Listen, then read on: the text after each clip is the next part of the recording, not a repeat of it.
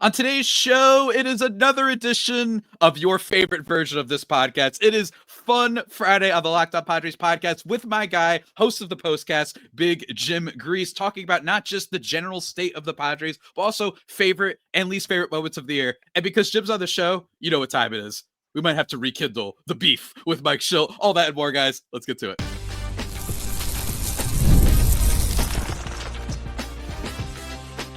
You are Locked On Padres, your daily San Diego Padres podcast. Part of the Locked On Podcast Network, your team every day.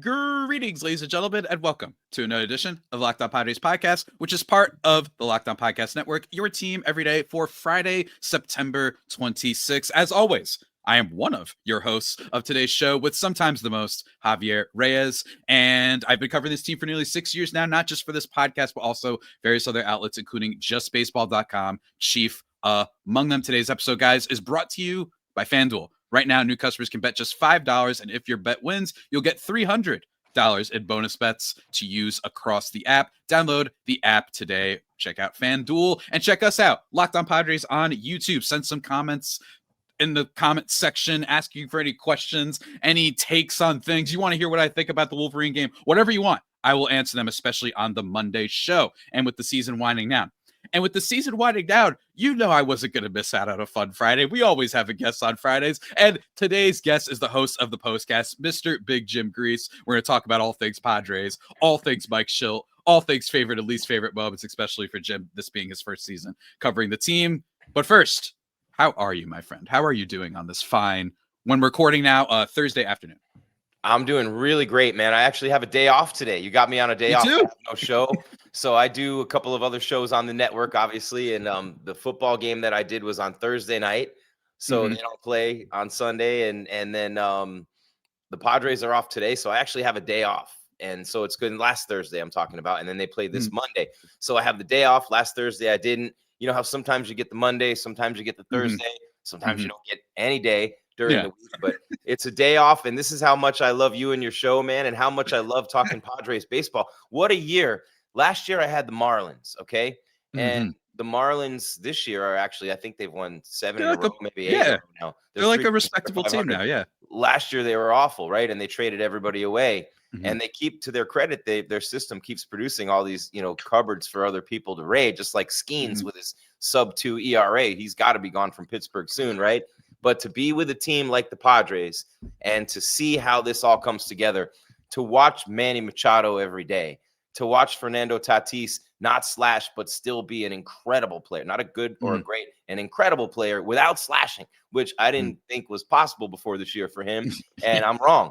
But just watching those two every day and watching Jackson Merrill fight and battle and keep coming back and just refuse 2 times on the IL, just keeps coming back and keeps working hard. And then the moves that AJ Preller made and the guys that he brought in, Laureano and O'Hearn and Miller and Fermin. I mean, there's Fermin behind. He did a dumb thing yesterday, but he's been a godsend to this team. And so just watching how it all comes together. But most importantly, I think I have to go to Petco. Every day I watch these games, and I haven't been to Petco, and I need to get there, man. That is the greatest ballpark I've ever seen, and I cannot wait to experience it. So yeah, the ballpark, the city, the team, everything about the Padres, and they are all in on winning. They don't know how to hire managers, but they're all in on winning. They're all in on winning. All in on winning, man. And hiring the wrong manager, and I told you I wasn't going to do this, but I can't help it. That's why I put.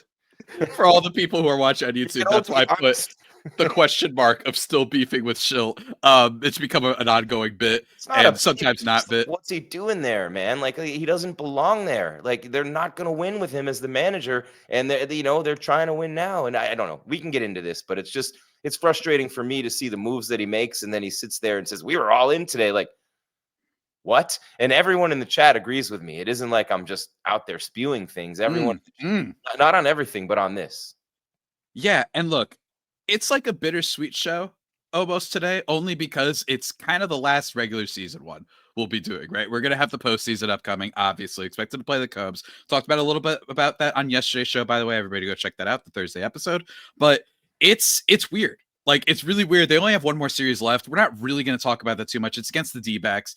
There's not really too much to play for. If they swept them and certain things bounce their way, then potentially they can jump up in the seedings and whatnot, maybe get home field. But it's probably unlikely. There's no probable pitchers set according to their website. So maybe we're going to see. Oh, nope. I just reloaded. Yu Darvish on Friday, Michael King on Saturday. We'll have to see about Sunday.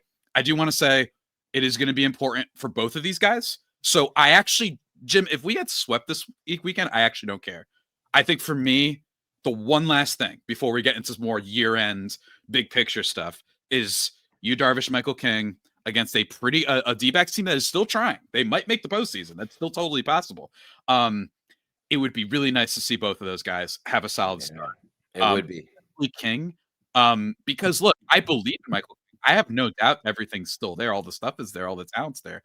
But he did just come back off the IL. And this is a team that's looking at Nick Pivetta versus the world and the bullpen versus the world right now. So just seeing those two guys, if Darvish goes 5, heck, if he goes 4 and he doesn't get hit up that badly, I'll be like, okay, all right, maybe he's a little bit primed ready for the postseason. And if King has a nice start, that would be great too, because round 1 against the Cubs, that's not a team that is a layup unless weird baseball things happen and they all inexplicably, enter a slump at the worst time.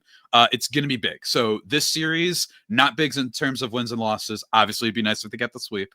But overall, that's not in their destiny, right? They don't have the full control over their destiny. They need other things to bounce their way in order to move up. But man, Michael King and Yu Darvish, dude, like, let me just really quickly ask you before we head to break. What's your temperature check on those two in particular? Everybody knows Pivetta. Everybody knows the bullpen. How are you feeling about those guys? What's your nervous level, assuming they end up having to use one of them to start this next series against the Cubs? Likely the Cubs. I think that Michael King should be the opening game starter. I think he's the ace. I think he just should be treated as the ace. Wow. Okay. So here's why. Okay. And I'll explain this. Yeah. First of all, the odd man out has to be Dylan Cease in a 3-game series. It has to be. It has to be. There's no choice. I mean, a guy, and it still confounds me, Javi, every single time I watch him pitch. His stuff is electric. He strikes 8-10 guys out. He walks guys. I mean, he pitched out of so many. He makes things so hard on himself. He actually pitched amazing in that game yesterday. And I mean, not the whole game. He's literally Jekyll and Hyde. He's bipolar within the same start. And that's rare. Usually a pitcher's on or they're off. He can be on one inning and get lit up the next. You strike out the side on 9 pitches and then give up a 5 spot when he comes back out. And that to me tells me it's all here. He's a Boris client. He's a free agent and see ya. I mean, goodbye after this year. And it's a shame because I really thought he was something special coming into this season. And I've been really surprised by what's happened with C. So first thing, I know you didn't ask me about him, but he's the odd guy out because of what Yu Darvish has done in the playoffs before. And because Yu Darvish in a playoff scenario is a lot different than Yu Darvish in a regular, we saw it last year, right? He was their best pitcher, was he not?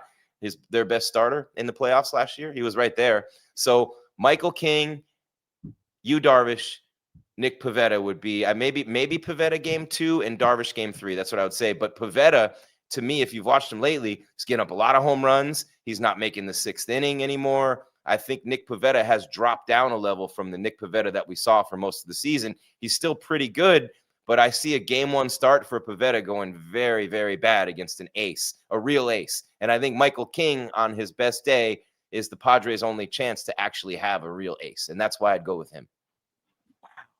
I love the take. I disagree slightly only because I think Nick has been there all year, but I get what you're saying. I think that in terms of talent level, Michael King is more talented, I think, than Nick Pivetta. But wouldn't you rather see Pivetta against a 3-starter than an ace? I mean, you burn him against an ace get that point 4-1, I think the only problem is just where is Michael King at right now? Of what level back is he? If he had been pitching for a month, last start, he was better last start for sure. I liked him. I definitely talked about it in the show. To elevate, right?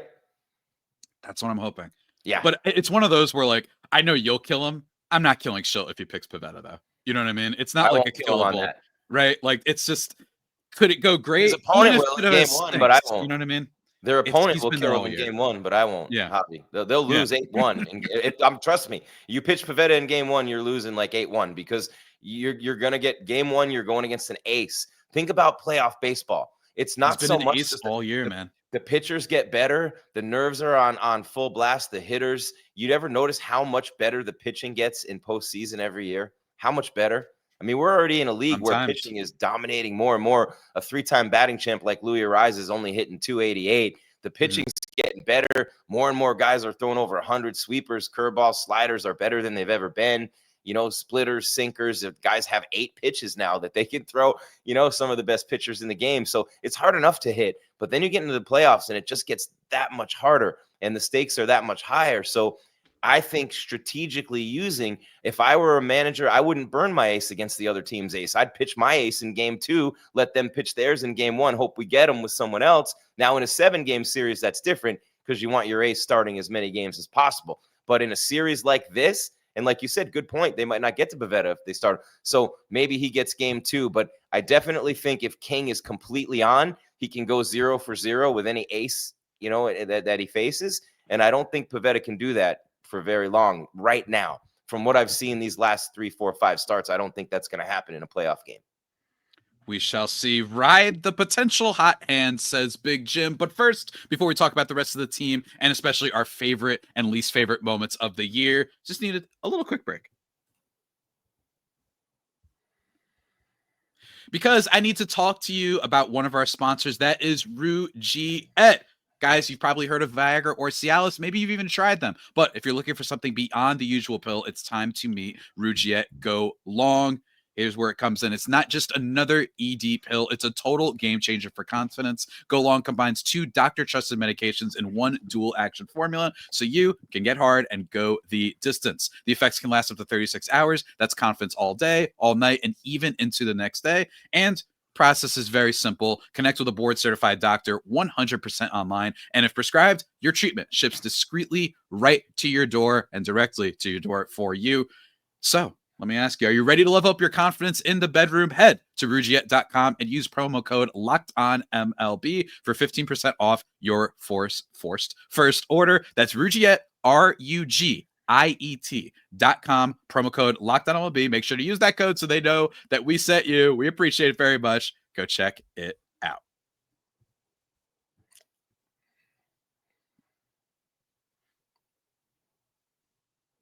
And just like that, everybody thriving and vibing. What? You made me the prop for the Rugiet commercial because I'm 50. No, I did. Like, hey, no, I did not. No, how dare you? Don't you accuse me? I did not. I would never. Welcome everybody back to Locked On Padres. Though we even have this old guy next to us to show you it really works. Yeah, exactly right. Nah, maybe for Nutrafol that would have made more sense.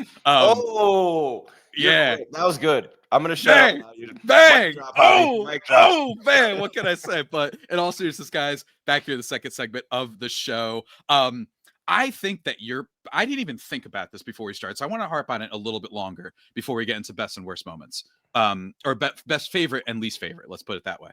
I think this is fascinating because you actually bring up a good point, which is that Pivetta hasn't looked as sharp of late. But I'm wondering, you continue all year, and while you're saying you're not going to necessarily kill Schilt if you were to pick Nick Pivetta, I think that it is worth bringing up that you are always like, hey, this current guy is struggling, and we don't want to necessarily. So, like, for example, Jeremiah Estrada yesterday, which I think has total weight, totally understand the take. But I'm wondering, well, Estrada's been bad lately.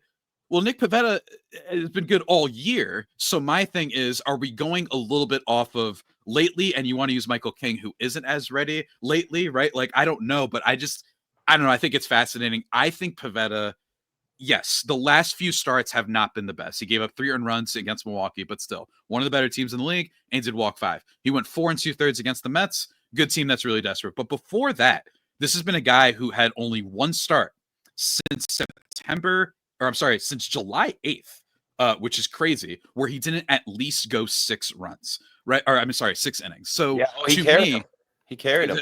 Yeah, like he was unbelievable. So, but at the same time, like if Michael King goes out this weekend and just shoves, if he goes 6, maybe a run on like 3 hits and strikes out 8, are you like, yeah, all right, let's do this? Or, and then like, here's what I'm basically asking you.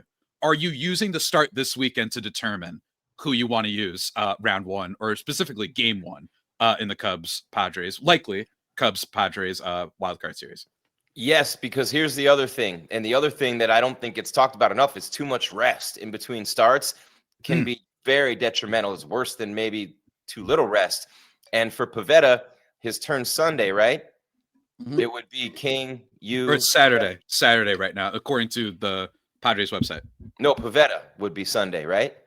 It says TBD right now, but I guess it would be It Pivetta. says TBD. That's why it says TBD, because it's Pivetta's turn, and they would want him for game 1. And if they pitch him Sunday, he couldn't pitch game 1 or 2, right?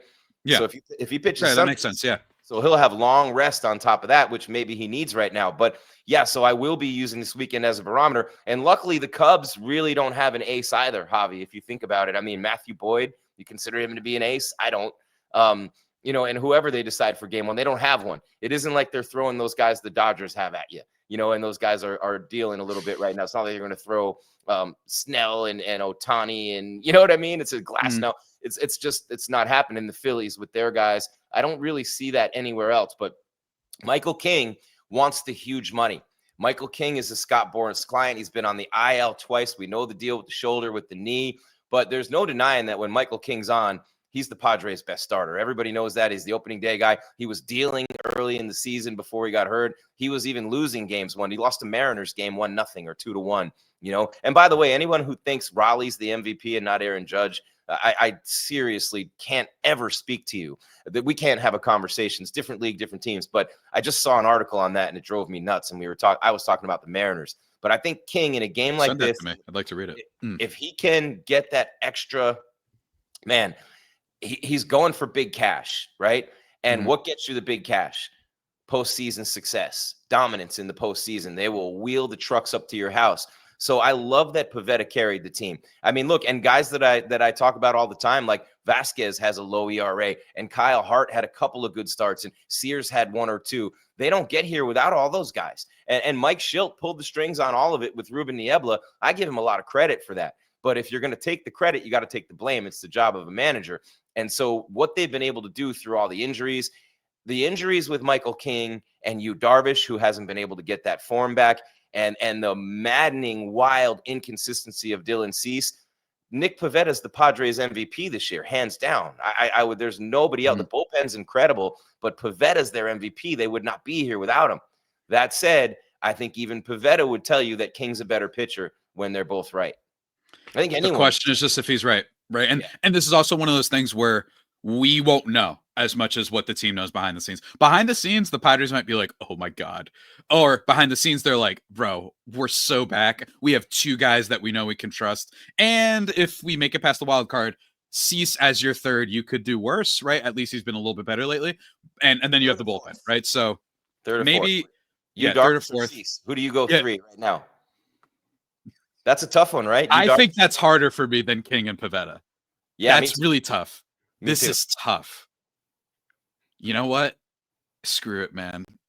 Let's do Darvish. You know what I mean? Let's go out. If it's gonna be a bad start, let's do it with the guy who's been awesome in the postseason when maybe he even shouldn't have been. Like last year, it's not like Darvish was great all last year, right? Like in the regular season, that he just showed up when he's not the reason they lost. He pitched his butt off in that game 5. So I don't know. I think I go Darvish. It feels weird, but my thing is their downside is the same. You know what I mean? Like they're very similar. Like, yeah, Darvish could get lit up in like 3 innings. It's not like we've seen Cease be immune to that all year. So I think I'd go Darvish and be like, that's our guy. Let's just go with the thing that kills me, Javi. Yesterday's game. What did all 3 of the runs that were scored by Milwaukee in yesterday's game have in common? All 3 of them were scored, and they were 1 run each per inning. They scored 1 run 3 times yesterday in 3 different innings. All 3 came with 2 outs and nobody on base. That drives me insane. 2 outs and nobody on base, and you let them start a rally. That drives me insane. That should not happen against an elite pitcher ever. Every once in a while, yeah, but it just drives me nuts that it happened 3 times. Yeah, he's been doing this all year. Yeah, and Pivetta's been giving up a lot of homers too. The pitching staff as a whole has been giving up a lot of homers. It's a big question, man. It's a big question. I will say that with the Cubs, they have great pitchers, but there's a degree of like their best one is Cade Horton right now, who you might not be familiar with, who's been awesome, but he's basically a rookie. Could he just blow up immediately and be great in the postseason? Sure. but we've seen that rookies like maybe making their kind of debut in the playoffs. Like we'll see. Matthew Boyd, Shota Imanaga, good pitchers, but are they playoff pitchers? We don't really know. I have a feeling Imanaga is going to be awesome. That's just a feeling thing. This could be based on the fact that early on in the year he nearly no hit the Padres. So I could be biased, but it's definitely in terms of experience and dare I say aura, the Padres do have that. Right, like yes, Pivetta's the least experienced. Last time he pitched the postseason and only time was in 2021. He was good for what it was worth, but Michael King, really Tale of Two Cities with him last year, but he was awesome in his debut in the postseason against the Braves. You've got Darvish, you know what he's capable of. So you do have a little bit of an advantage there. So we'll have to see how that shakes out. But as promised, guys, let's get into favorite and least favorite moments of the year. I'm going to be asking Jim. I'll give you guys mine as well in just a second. But first, got to take one more break, my man. One more break. And that break is here because we need to talk to you about FanDuel. Because with the NFL season here, FanDuel is making sure you're ready for kickoff with a can't-miss offer. Right now, new customers can bet just $5, and if your bet wins, you'll get $300 in bonus bets to use across the app. I love it because it fits whatever you want to bet. You want to say Breece Hall's going to go crazy this week? It's me that's saying that because I'm a fantasy team, but whatever you want to do, same game parlays, over-unders, player props, whatever it is, you can even jump in live. FanDuel is there for you. It's quick, easy, and the best way to add a little bit more energy to your Sundays, Thursdays, Mondays, and especially, hey, baseball postseason is coming up, so any day during the week, they're there for you. So are you ready to play? Download the FanDuel app now by visiting FanDuel.com to get started. That's FanDuel.com to place your first $5 bet. And if it wins, you get $300 in bonus bets. FanDuel, go check it out.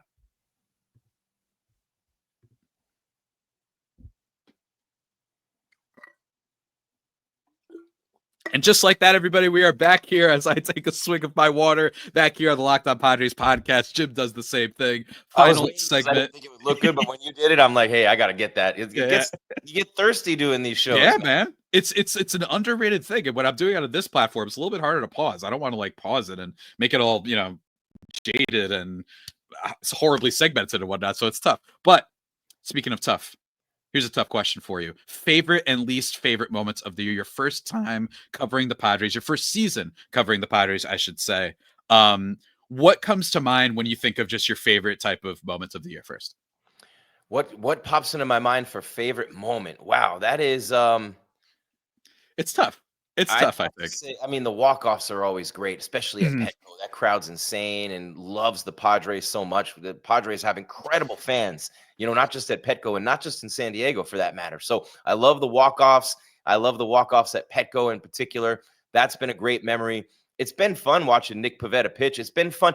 I'd say my favorite part of watching the Padres this year, maybe not a moment, but the way that they fight and battle through everything, all the injuries, the starting pitching has been really bad. Jason Adam goes out for the year. Bogarts goes out. Merrill's on IL twice.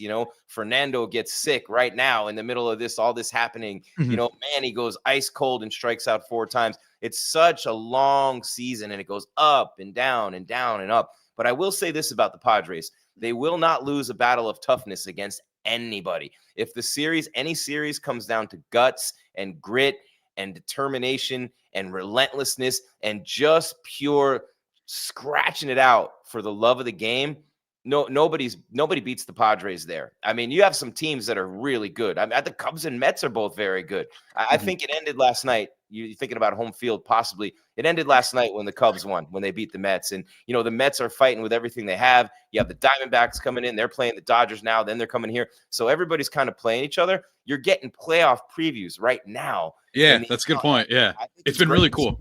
Yeah, it's really cool. Brewers and Padres. And to the Padres' credit, the way they just really hung with the Brewers, the best team in the National League by record anyway. I don't think they're going to the World Series by any chance. I'll take that bet with anyone. But to do what they did, and to that 5, okay, this is the epitome of what I'm talking about, Javi. That 5-4 game in 11 innings on Monday night. That's the 2025 San Diego Padres in a nutshell right there. They kept battling back. They're down 3-1. They scratch, they claw, they kick, they scream. And then eventually, they tie the game. And it's usually like stolen bases and hit and runs and sack flies and, station to station. And that's why Laureano is such a big loss. He goes the other way. He inside outs the fastball. He's the guy like Derek Jeter. I remember sitting third row at the World Series in 2003. And Josh Beckett's pitching. I've never seen Oral Hershiser and Josh Beckett. It's a two-man conversation for best playoff run ever. And Josh Beckett literally shoved it up the Yankees' butts in that World Series. He did. And I was there for one of the games. No one on the Yankees could touch him. Giambi, but all those names, right? Except one dude. Who was it? Derek Jeter. Why? Because he's the guy that can bring his hands into his chest and hit an inside fastball down the right field line for a triple. Laureano is that dude to a lesser degree. And when he came over and brought that to the lineup and stabilized I like the Laureano comp, so the worst moments of my season with the Padres have been the injuries. I've been a wannabe athlete my whole life. I played junior college ball. I went as far as I could, and I couldn't hit anything over 90. I can't even imagine standing there when Mason Miller's on the mound. And then that slider's ridiculous, right? The disappointments to me have been watching what these guys have had to go through from an injury standpoint. Correct me if I'm wrong, because I don't follow every team as closely as I follow the Padres, but I don't think any contender or serious contender has been hit by the injury bug worse than the Padres and the Dodgers. And everybody's ripping on the NL West, saying, they're not even going to win 90 games. And they're the worst playoff team. They've been decimated by injuries, both of them, all year long. And I think maybe the Padres, I don't want to say they had it worse than the Dodgers, but King's been out twice. Merrill's been out twice. Adams out for the year. I mean, you think about those are devastating losses, man.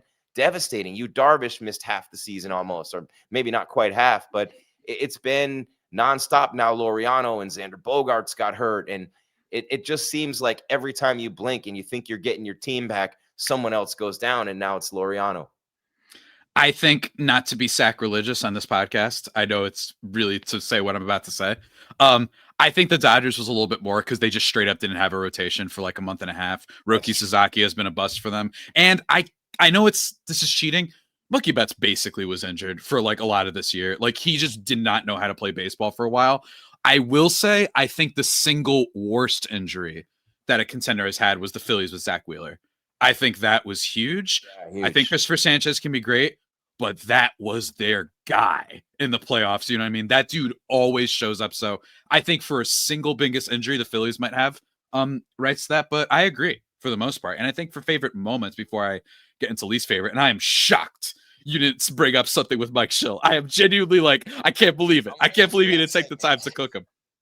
I'm waiting. Well, when he brought in waiting for next week. Waiting for next week. Well, no, when he brought in Estrada in the Dodger game, when he had 8 home runs allowed against the Dodgers, it's like, what are you looking at? If we have the info, we know you I'm do. with that one. I'm 100% on board with that one. Game. So who made the call to go Hart and Estrada? Because Schilt was tossed. And to me, a manager getting tossed in a game like that, your catcher and your manager, that was awful. It was awful. It was awful on Fermin. And it was awful on Schilte because you're catching the game, you're activated, the pitchers are relying on you. You got Morejon, who's been great coming in the game, and then all of a sudden you bring in a cold catcher off the bench. Nothing against Diaz. Shout out Diaz, been a great as a backup. But that I believe Fermin getting tossed screwed up Morejon. When's the last time you saw him give up 3 hits like that? And he still almost got out of it. Base hit, double play, and then the 2-out rally. But I believe that has a lot to do with it. I used to catch. And I know that relationship with a pitcher and a catcher. And when something like that happens, you're about to come in the game and pitch to one guy, and then another guy comes in, and you might say, well, Gries, Diaz has been their catcher, and he came in halfway through the year, but I don't think that matters in a particular game, situations like that. And I'd love to see the pitcher's numbers with each guy catching.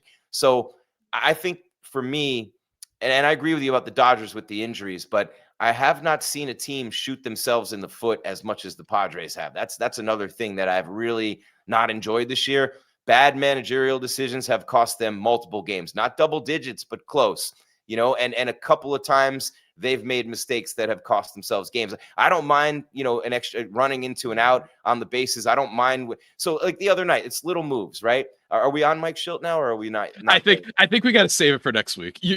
I'm ready to let you cook. We'll send it maybe this next week for one of the off days before the playoffs. We'll keep it on there. Let me just go quickly through my favorite and least favorite. Okay. Favorite moments of the year.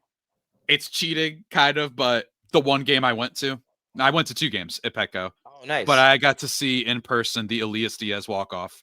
That was the game against the Mets. If you remember, that featured the Mets when they had won like 11 in a row. Yeah. That featured the grand slam off of Dylan Cease by Mark Vientos. That featured Dylan Cease getting hit in the head by a pitch. Oh, yeah. If you remember that. I was at this game, gets hit by a pitch, strikes out the next 2, by the way, which made me think, oh my God, he's back. Gives up a grand slam right after that. Tatis robbed a home run before that. Arraez hits that home run off the foul pole. If you ever see Arraez hit a home run, that's already crazy. But off the foul pole and in person, it's that. Then you get the rally, Xander Bogaerts hits the double, and then the Elias Diaz walk-off, and then I had to run straight home because our flight was in the morning. It was that moment. Suarez blows a save too, by the way, this game. Everyone go look up this game. It was like the best thing. It was the best experience of my life. The buzz in that building. Man. Wow. And then the gas lamp right after. It's crazy. Gas lamp right after. It's amazing when Suarez comes in. The dun dun dun, all that stuff. And who was at that time? We were like, oh no. As far as turns out, no, he's still a solid pitcher, right? But yeah, he just can have some moments, I think. Maybe he got it out of his system recently too. It's really funny, like all of that. I'd say Manny, all-time home run leader for the Padres. That's nice. It's just it was expected, so it's not like my favorite moments. Like, yeah, that was going to happen at some point. Another one. Do you remember Jackson Merrill contract extension, and then he homered the first day after it? I don't know if you remember this. That's another one for me. It was just really, really cool. The vibes are excellent. Merrill. Can I just say that? I love that dude. So great. I take 9 Jackson Merrills anytime. In general, like you speaking of injuries, like been in and out especially for a young player. It's like frustrating. I never faltered. I never thought he was a bad overall player. I just thought he was having classic sophomore slump. You use Fangraphs, 3-WAR player. Probably, despite all of that, despite the sophomore slump, despite more tape on him and pitchers maybe figuring out a little bit how to attack him, he's going to be a monster next year. He does everything. Like, he beats out double plays. He hits for that great home defense yesterday, opposite field. And yeah, you're right. And I like Bogaerts. How good was Bogaerts he played like Ozzie Smith at short yesterday. Yeah, and ripped the ball 3 times. He got robbed of that 3-run homer. If that goes over the wall, it's a whole different game yesterday. I think. Yeah, the Padres got robbed on a couple hits talked about in yesterday's show, but I'll finish with, I think in general, just seeing that Xander Bogaerts, there's still stuff there. He might not be what they paid for it. I talked about that on the show on the lot, but he's clearly going to be a solid player, great defense, especially at short. He's evolved into being an amazing defender. Least favorite, dude, I hated playing the Dodgers this year. They weren't, some of the games were good, don't get me wrong. And the energy was there, but I'm not just saying this because they lost. I'm really, really not. There was something about those games that annoyed me. I don't know how to explain it. Like, just guys not showing up in a big way. Like, they had one where both sides showed up in a big way, but I don't know. I hated playing the Dodgers here. It was annoying, and the comments were annoying too. And honestly, some of the Arraez cult, some of the messages I got from the Arraez cult, they don't like you. It was a little bit much. I will end today's show on a positive note. Speaking of Arraez, Jim. Yes. You're going to say something positive about Luis Arráez? He's looked different. I think that the day off, and maybe every other day is at one point, just for like a week, it was like, all right, you played today, off yesterday, then back in. He has actively looked better. He is swing on first strikes, which isn't like something you should always do. But in the case of Arraez, which is a player who keeps letting the first strike in, he hasn't been letting as many pitches go by. He's been more aggressive. He's been walking. The plate approach looks better. Since September 15th, he's hitting 353 with a 393 on base. That's a 131 WRC plus for my advanced numbers nerds. So it's not fluky. I'm hopeful. I'm hopeful. I thought this was going to happen last year in the postseason. Maybe we could be seeing a late season. They fixed whatever. I think he just needed a day off. Maybe. Like, I don't know why you were just routinely just throwing him against the wall. I think the emergence of Merrill in September, of Arraez for basically most of September, and Ryan O'Hearn, I think that could help make up for the loss of Laureano. That's what Ryan O'Hearn wouldn't have been in the lineup when he hit the grand slam if Fernando wasn't out. That guy, O'Hearn would have been either Sheets or O'Hearn. And Sheets, he finally played Sheets against lefties, and so I just hope the one guy I really hope gets it going. Obviously, you need Fernando and Manny to get it going, and right now they might be 2 of the biggest question marks we have going in. Crazy, those right? guys have to get it going, Jav. They do. Hey, Tatis has done it before. He's like one of the best playoff performers of the 21st century at this rate. Yes, he is. So we will see, man. And we're going to see next week when Big Jim does the postcast after each playoff game. And you bet your butt I'm going to be joining each and every one of those. So we'll be doing that as well. Look forward to the show on Monday. Leave your questions in the comment section of the video. Going to get into all of those, especially talk about some other things, other teams we might have wanted to face instead of the Cubs, if there was any, and a whole lot more for next week. It's playoff time, baby. Big Jim signing off. Me, your host, Javier Reyes. You've been listening to the Locked On Padres podcast, the only pod that may be better than the Padres themselves. Remember, subscribe where you got podcasts from. Leave the comments and all that stuff. And until next time, stay safe. And of course, stay faithful. My Friar Faithful homies, check out the postcast as well. We'll see you next time.